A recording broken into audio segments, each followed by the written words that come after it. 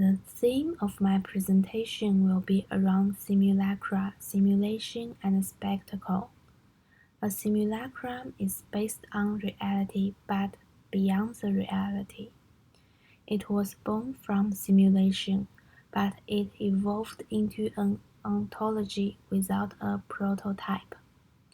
This ontology replicated indefinitely, expanded, spiraled like a virus, and then formed a hyperreal field.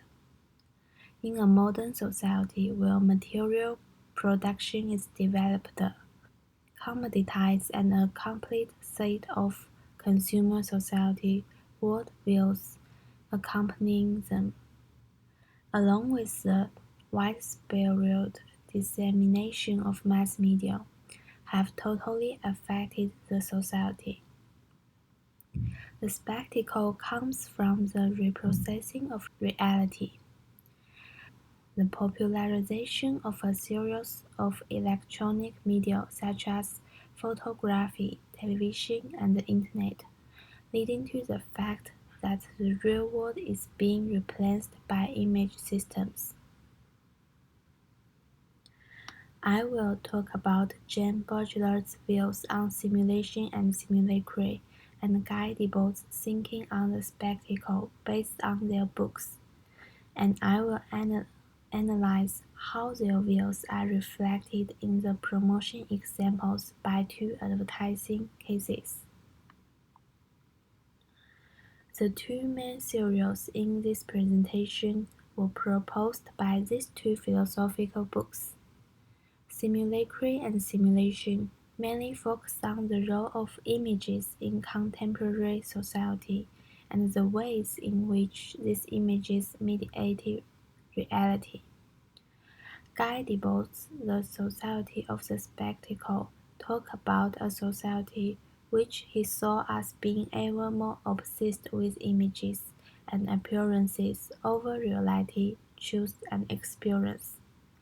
It has often been held up as a kind of book of our times, as a guide to a highly mediated, image-obsessed world. Firstly, I will talk about what is simulacra and simulation from Baudrillard's opinion. At the beginning of book, Baudrillard cites from Ecclesiastes. The simulacrum is never what hides the truth, it is the truth that hides the fact that there is none. The simulacrum is true. Baudrillard argues that simulation isn't about pretending to be a real place, a person, or even a thing at all. It's now like models of reality that aren't even based on any reality to begin with. That's hyperreal. Simulation is regarded as a generation of models of the real that do not belong to the real reality but to the hyperreality. Therefore, a simulacrum is a copy of something with very little link to reality. Simulacra can be seen as artificial copies. Baudrillard thinks that we are surrounded by this sort of simulacra of media products and artificial copies to the point where the artificial copies are so hard to tell apart from the reality because they are often packaged in the same way. They look the same and they are sometimes into it more than the reality. The hyperreality can be distinguished by its capacity of being incapable to create the difference between the model or copy of the real and reality itself. It lacks origins and it is driven away from the imaginary. Then I will talk about spectacle based on Debord's opinion. Spectacle is everyday manifestation of capitalist-driven phenomena, including advertising, television, film, and celebrity. Debord describes the spectacle as capitalism's instrument for distracting and pacifying the masses. In societies where modern conditions of production prevail, all of life presents itself as an immense accumulation of spectacles. Everything that was directly lived has moved away into representation.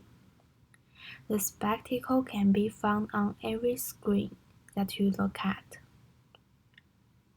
The spectacle controls the structure of our desire in a particularly ingenious form, whether it is presented through advertising or other media. People voluntarily believe it, so Debord said. The more he contemplates, the less he lives. The more he identifies with the dominant images of need, the less he understands his own life and his own desires. Debord thinks the appearance of the spectacle does not mean that the world has been blurred into an image. The spectacle cannot be understood as a visual excess produced by mass media technologies. It is a world view that has been materialized, a view of a world that has been objective. Debord was clear that the spectacle is in fact diffused throughout society, that we are participating in it and are all to some extent responsible for sustaining it. Therefore, the spectacle is not a collection of images, but a social relation among people, mediated by images. The two important essences of spectacle. One is that the spectacle as the dominant model has become an existing model of our daily life. The spectacle is not an insignificant decoration or supplement attached to the real world. It is the unrealistic core of the real society. In all its unique forms, news, propaganda, advertisements, entertainment performances, the spectacle becomes the dominant lifestyle. The second is an ideological function. The spectacle is an affirmation of appearance and an identification of all human social life with appearances. Finally, I will analyze how Baudrillard's and Debord's views are reflected in the promotion examples by two advertising cases. This is a Big Mac advertising poster published by McDonald's, with very fluffy bread, fresh vegetables, juicy beef and large slices of cheese. The burger in the post looks very attractive and it attracts the audience to taste. It is a simulacra because it is a copy of the real Big Mac with very little link to reality. We all know what Big Mac looks like in real life, but we still want to taste it when we see this poster.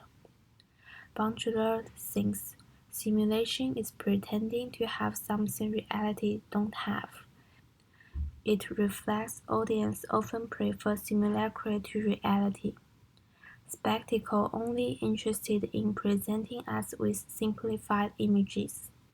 It usually not really sells the product itself, but the image, appearance, or lifestyle that it presents.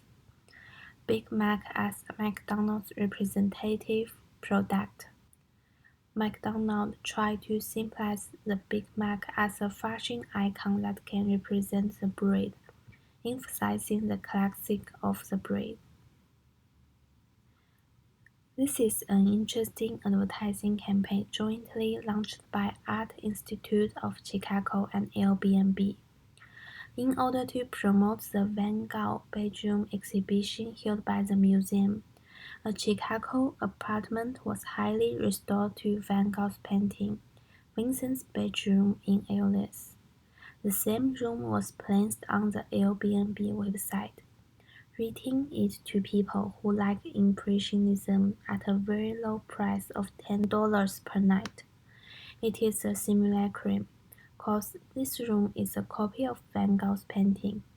The room is packaged in the same way as the room in the painting, making it look the same as the oil painting. It is difficult for the audience to distinguish the difference between it and reality.